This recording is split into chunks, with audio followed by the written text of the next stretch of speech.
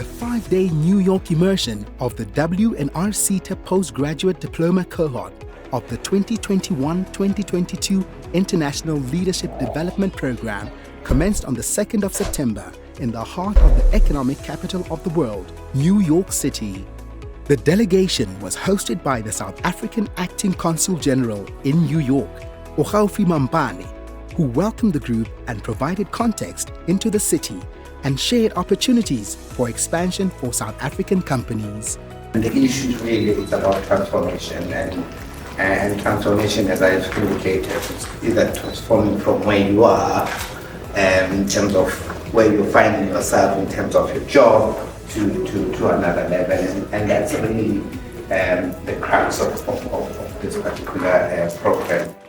The objective of the immersion was to expose delegates to the highly advanced market economy of the United States of America, which is the world's largest economy and the second largest by purchasing power parity behind the People's Republic of China.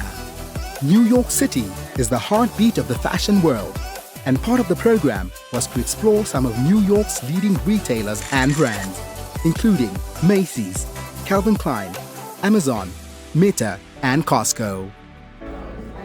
The cohort spent a week in New York exploring its wholesale and retail landscape, as well as technological innovations that have shaped and continue to shape the future of wholesale and retail in the United States and essentially the world at large. Delegates learned how consumption and consumerism are one of the biggest drivers of the US economy, supported by innovative and technological solutions to enable easy access to products. They also learned about how retailers maximize and drive the consumer culture through sales, discounts, and other promotions offered during special holiday seasons and public holidays. There's a saying that if you can make it in New York, you can make it anywhere, right? So you can figure out how to be a fashion designer in New York City and you're successful, then you can translate that around the world. New York's retail environment is one of the most sought-after spaces in the world. The immersion also exposed the delegates to New York's retail space planning and innovation that has enabled the retail environment to prosper. One such space is the Hudson Yards Mall, a modern marvel of urban design and innovation. Hudson Yards is the cultural center of the Manhattan's luxury brands and apparel. Some of the key learnings from the immersion included how retailers set and maintain global trends, as well as global footprints.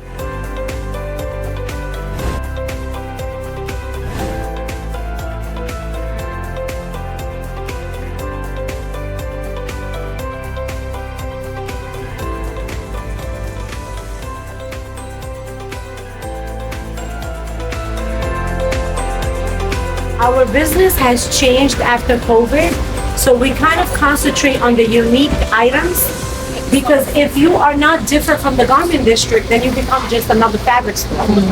So, so the customers are very, very smart. Does your product come from China? We do make some items in China, but very few. We work with North Korea. Because some of their stuff is more handmade, and we work a lot with India. We work in Morocco also.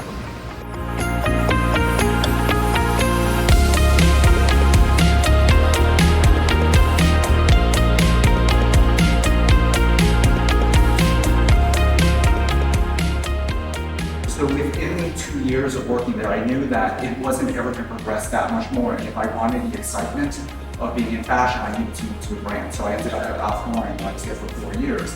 And that is the best education you can get from anyone. We more than tripled the size of the company and quadrupled the profit of the brand, and really elevated it from being a big department store mass sort of entry to luxury to being really firmly footed in luxury. You have a license. I need to have a license. It's all license. Thought leaders and businesses shared insights on the wholesale and retail landscape of New York and the United States, as well as opportunities and competitive threats that exist in the global market.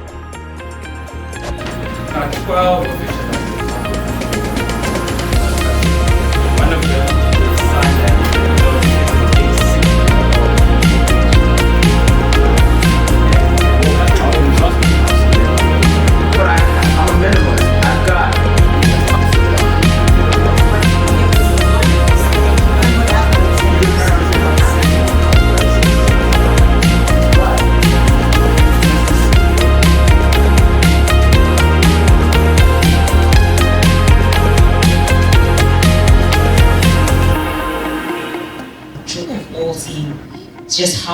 is only New York alone. So if you think of the 15 other states that we're responsible for, that will give you an idea of the type of energy we have to put in on a daily basis to ensure that we take these opportunities back to South Africa.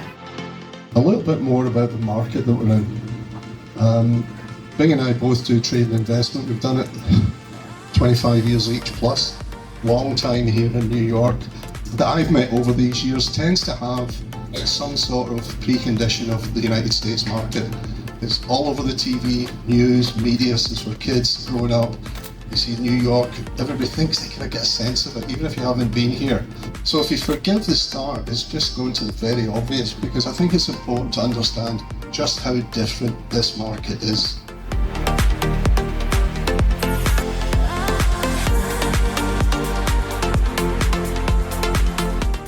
I think for us in South Africa, our regulations are too tight, and it's okay with having regulations like that, but I think have the influx of investment coming into the country and then regulate the operating of that business within the country. So the customer sits at the center, the nucleus of the entire model of the piece, ultimately. What I picked up is the pricing around this so Times Square, basically. It's a little bit different as you go further down the streets as well.